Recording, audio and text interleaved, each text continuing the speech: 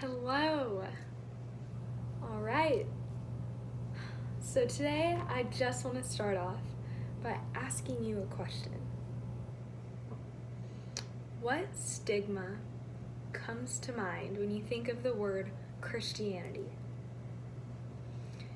Now, today I will be informing you, giving you a refreshed idea of what Christianity is, the history behind it, with the hopes that you'll walk away today with a whole new perspective and maybe be curious about digging a little bit deeper and sharing the passion that I have for this lifestyle. So the core values of Christianity often get misunderstood, or the term varies definitions from people within the community and outside of the community.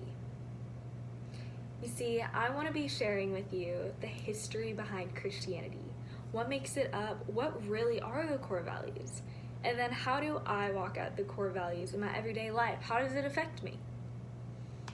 You see, I've been brought up in church. I was raised in a household that promoted Christianity, that loved Christianity. So it was really easy for me to get to know what it was, to be familiar with it. But if I'm being honest, I never was interested in the lifestyle of being a Christian till about junior year in high school. And you may ask me, why? Why? You were raised, you were already, familiar with it. But let me tell you this. The misconception of what Christianity was, I want to know part of it. See, I thought that being a Christian meant that you had to be perfect and that you kind of had to be like a prude almost to fit in the box cutout of what a Christian was. But let me share this with you. See, the facts rather than the opinions of Christianity are so much simpler than what we both might have been thinking. See, Christians are called to do two things. The first is loving God with your whole heart, your whole being. But the second is loving others, which is something that I think we both do so often. Now, most of the time, let me show you, most of the time we forget about this thing. What is this? This is a Bible. And many of you have probably seen one before. Now there's 66 different books in the Bible, starting from Genesis, ending in Revelations. There's 66 books. Some of them are written by the same people, same authors. Some of them are written by different ones that we may have never heard before. But there's 66 books filled with stories of how people loved others by first starting with loving God. Now see, the Merriam-Webster Dictionary displays the definition of Christianity perfectly. Let me explain this to you. The first one says, one who professes belief in the preachings and teachings of Jesus Christ. Now that's a big one, that's a big definition. But the second definition of Christianity sounds like this. Christianity is treating people in a kind and generous way. Wow. See, both of these definitions restate the core values of what Christianity looks like. Loving God, the first definition, and loving others in a kind and generous manner, the second definition. And that's crazy because we as Christians are anointed by God to call and to love his people so well.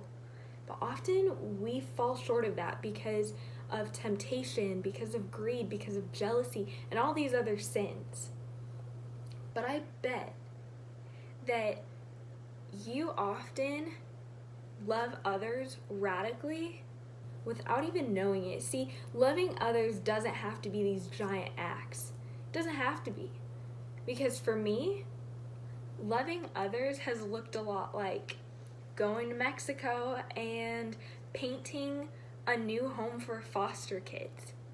But it's also looked like paying for the person behind me in line, or waiting up late for a significant other to come home, or even being more patient with my family.